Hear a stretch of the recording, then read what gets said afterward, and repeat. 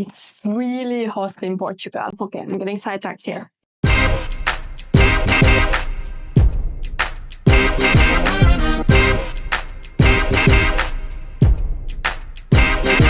Anyways, so I went through my hard drives and then I noticed that there are some content that is not up on YouTube.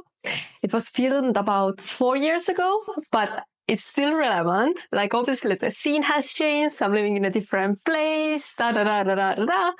But the one thing that's still almost like evergreen is food photography composition and styling. So I figured that instead of me keeping them on my hard drive for the next couple of months, I will start releasing a lot of content regards to different topics in food photography. That was, yes, it was years ago, because I started blogging when I was a kid. So I have been blogging for eternity and filming like this kind of food photography things. And then same goes to Julia. And when 2020, we started the circle here, then everything from my blog, my Healthy Laura blog, moved to the Food Photo Circle. So now it's time to release it and not keep it back, because again, knowledge is for sharing. So it's a little bit cringy video, but I hope you enjoy watching. Today we're going to talk about photography composition, and to go really precise, we're going to talk about how to repeat elements.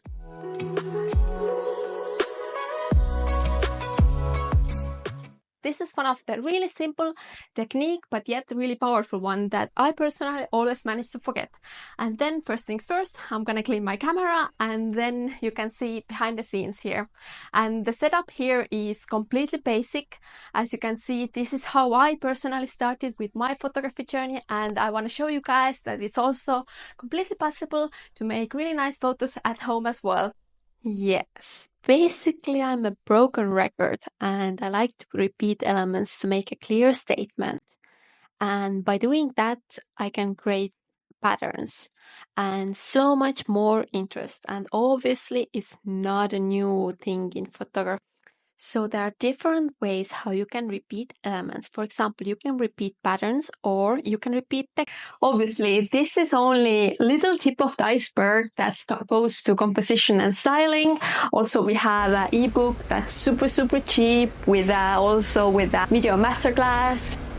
Honestly, for the value it gives, it's super cheap, and on photography terms, it's like extra cheap.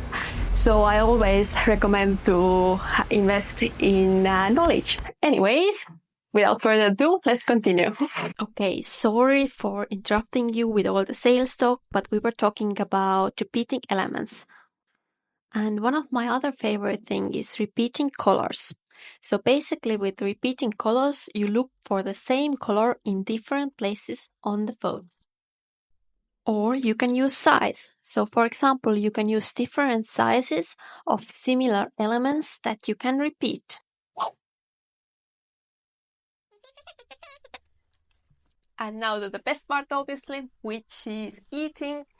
And I personally prefer smashed avocado, because I think taste-wise it's way better than the rose. Like, rose looks beautiful, but in the end of the day, I would choose smash one. Let me know in the comments below, what do you prefer? And make sure you give it a like if you like this video, and subscribe. Convert that word.